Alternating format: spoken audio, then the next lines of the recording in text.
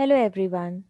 In the last session, that is part 2, we discussed about the effects of heat and thermal expansion in solids, liquids and gases. So in this session, we will be discussing about three modes of transfer of heat. So let's start this. First one is conduction, second is convection, third is radiation. So here we have this flow chart of transfer of heat. So with this we can analyze that in conduction process it can takes place in all the three medium like state, we can say solid, liquid and gases, whereas convection can takes place only in liquid and gases, and radiation require no medium.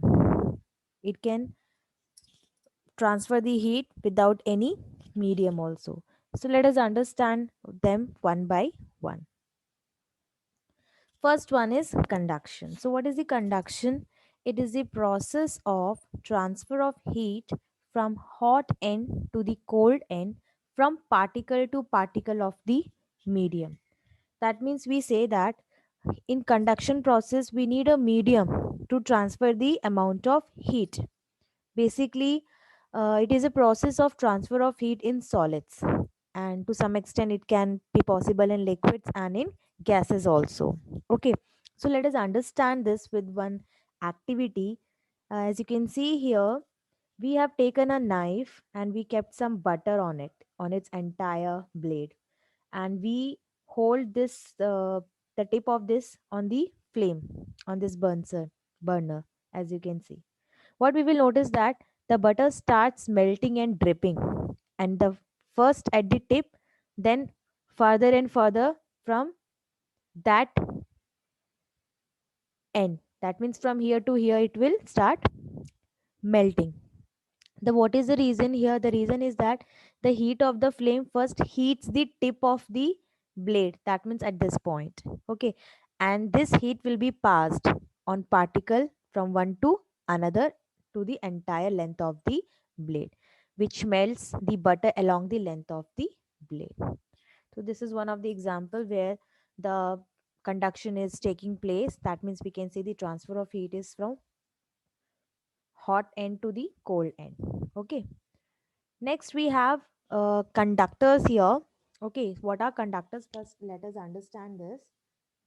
The substance which allow the heat to pass through them easily, they are called conductors. Examples like we have silver, copper, iron, aluminium, mercury. So all these are the conductors, and we can also say that all the metals are conductors of heat. Okay, so see, here we have an activity where it shows that iron is a good conductor than the glass. So let us understand this. You take one iron rod and a glass rod, as they have shown here. Hold one end of both the rods in your hands and keep their other ends over the flame of a burner.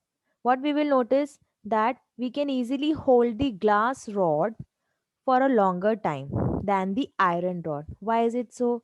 The reason is that iron is a better conductor of heat than glass. That means iron will get heated up faster than the glass rod. Okay, so this is all about this. We say that iron is a better conductor of heat than glass. Next, we have insulators. What are insulators? They are quite opposite of conductors. So the substance which do not allow heat to pass through them are called the insulators of heat. Example like wood, plastic, cotton, mud. All these are the insulators. Even the flowing air, we can say the flowing air is a conductor of heat, but the still air, we can say the trapped air, is an insulator. Okay, children. So let us understand this here, that aluminium is a good conductor but wood is an insulator. So this is another activity. So let us understand this. Here, children, you see, we have taken a hollow aluminium pipe, partly filled at one end on the wooden cylinder. Okay, now what you have to do, just wrap a piece of paper on the composite rod at its middle, which is shown. in this figure like this. Now start, you heat the composite rod over the flame of a burner at the center only at this point. What we will see that the paper chars only where it covers the wooden cylinder and remain unscorched where it covers the aluminium pipe. That means the aluminium conducts heat while the wood does not conduct it. So we say that aluminium is a good conductor of heat and wood is a bad conductor of heat. Okay. And we say that water is a bad conductor of heat. Next, we have some application here of conductors and insulators in our daily life. So let's see them. The first is cooking utensils and pans are made up of metals such as copper, brass, steel. Why is it so? Very simple. The reason is that the metals are very good conductors of heat, so they heat up rapidly. So that's why we are using the cooking utensils made up of metals. Okay. Next, we have the second application. We use woolen clothes in winter. Okay, now winter is coming, so we all are using woolen clothes because woolen clothes have very fine pores which are actually filled with air, and the wool and air are the insulators of heat. So therefore what happens, the heat from our body is not going to escape through them and they keep us warm. Same is the case with the quilts which are filled with fluffy cotton, right? So air is trapped in the fine pores of cotton, and cotton and air are the insulators of heat. That means it does not allow heat to pass through them. So they prevent the heat from our body to escape and keep us warm. And basically, if it is a newly made quilts, they are warmer than the old ones because old ones, what happens? There is no air trapped in the cotton comparatively. I'm saying, okay. So this is all about that. Next, that was all about the conduction, children. Now we have the second mode of transfer of heat known as convection. So let's see what is convection. It is the process of heat transfer by the actual movement of the medium particles. We can say that here in convection, the particles are actually moving from one place to another. Okay, so liquids and gases are poor conductors of heat basically.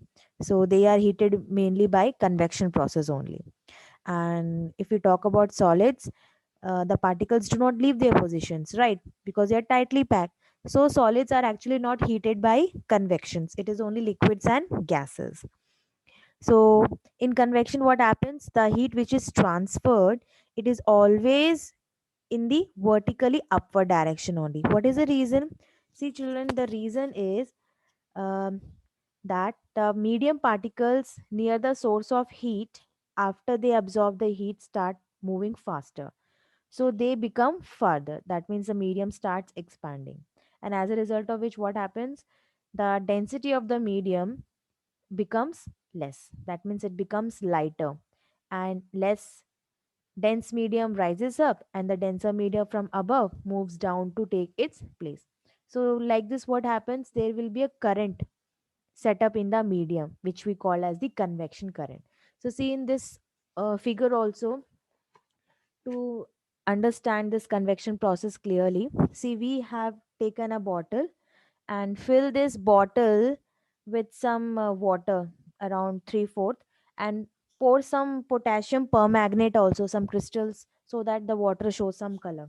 Okay, now what you have to do, fix this bottle on a vertical stand and start heating it over a bunsen burner. Now what we will notice, children, that a very fine stream of colored water starts from the center of the bottom, as you see here, of this bottle. It start and it rises upward and it reaches the top of the water. Okay, and circles down along the sides of the bottle. So these are nothing but the streams of convection current. That means we can say that warmer uh, part will rises up and the colder part will comes down. So this set up a convection current. So this process continues. Okay, next we have convection in a gas. So let us understand this with one activity here. So here what we have taken, a cardboard box, rectangular cardboard box, and you cut it along the longer side of it and cover that with a transparent polythene paper. Okay, now keep this side of the box in the upward, which face towards you as it is shown in this figure. Now cut a window on the other side. See here, the window is cut on the other side, so that we can insert here our hand and we can place the candle inside it. Now what we have done, see, we have cut two holes also on the top, and we have fixed, we will be fixing here two pieces of paper like a chimney. See here, children, like this. It will make two chimneys, A and B. Okay. Now, what you do? Keep a candle, small candle, light it and place it inside the box below the chimney A only, through the window. Close the window now. Then hold a dhoop batti or agarbatti near the mouth of chimney B, as you can see in this figure. What we will notice that the smoke of agarbatti, which is kept near the chimney B, enters through chimney B inside the box, and it will comes out chimney A. That means the smoke is entering through this B chimney, but it is coming out through chimney A, as you can see here. This is all because of the convection current, which is moving from chimney B to chimney A through the polythene paper. So we can say that it forms a convection current of smoke through chimney A. Okay, children. So convection is also possible in gas. So now let's see some more applications of convection in our daily life. These are the applications. The first is the ventilators and windows are provided in rooms for proper ventilation. Okay, what is the reason? We know that if in a room we all breathe out, and because of this, what happens? The air of the room becomes warm and it becomes impure also. So the warm air actually is less dense, so it rises up and it will go out through the ventilators or through the window, and the cold air, that means the fresh air, will come into the room through the window. So like this, what happens? A proper ventilation will be there in the room and we will get fresh air all the time. Next, we have chimneys are provided over the furnace in factories. Yes, just now we had seen one example, convection in a gas. So chimneys are basically provided over the furnaces in factories because the hot gases which are coming out of the furnace, they are less dense. Okay, so what happens? They will rise up through the chimney, and the smokes, etc., fumes which is around the furnace, it will rush in so as to take their place, and they are sucked out. So, as a result of this, what happens? We say that the chimneys are actually helping to remove the undesired fumes, smoke, etc., from the premises. Okay, near from the factory, it will go out. Next, we have land and sea breezes. These are formed at places near the sea. So, basically, what happens, children, during summer, places near the sea, it is noticed that a breeze blows from land towards the sea during the night, which is called the land breeze, and from sea towards the land during the daytime, which is called the sea breeze, as you can see the diagram. Okay, children. So this is basically the local convection currents, we can say, land and sea breezes. Next, we have the room heaters and blowers are kept on or near the floor of the room so that the hot air may rise up to warm the entire room. Okay, very common experience. Next, we have some more examples like the fireman usually crawl while entering a building where fire has broke out, because what happens? The hot air and the smoke rise upwards. Like with so many daily applications we have. Next, we have the third mode of transfer of heat, that is the radiation. So, radiation is the process of heat transfer in which heat directly passes from one body at high temperature to another body at lower temperature without affecting the medium. That means here no medium is required for transfer of heat by the process of radiation, because in vacuum, heat transfer takes place only by the process of radiation only, because there is no medium. Okay, see the example here, children. First one is, when we sit in the sun, we feel warm. Why? We cannot get heat from the sun by the process of conduction or convection, isn't it? because most of the space between the sun and the earth is vacuum, and both of these modes of heat transfer require medium. That means conduction process and convection process, they both need a medium. So only the medium which is left is radiation, right? Because radiation does not require any medium, so through radiation we can receive the sun rays, so we feel warm. Second example is, if we sit near a fire also we feel warm. Okay, important note is given, children, here. See, when radiations fall on a body, the body absorbs some of them and reflects in the rest. That means some will be absorbed, some will be reflected. The body becomes warm because of absorbed radiation, isn't it? Different substance absorb different amount of radiations which is falling on them. If a body which absorbs more radiations and reflect less become more warm, while if a body which absorbs less radiation but reflects more become less warm. Like this, we have some examples here, some applications of black and white surfaces in our daily life. So let's see that. The first one is, we prefer to wear white clothes in summer. Why? Because white clothes reflect most of the sun's heat and absorb very little of it. So that's why they keep our body cool. Okay. Second, we have it is, we prefer actually to wear black and dark colored clothes in winter. What is the reason here? The reason is, children, that black or dark colored clothes, they absorb most of the sun's heat and they keep our body warm. Okay. The third one is, the bottom part of a cooking utensil or pan is painted black. If you can see your utensils like your kadhai or the big vessel, their bottom part is actually black painted. Why is it so?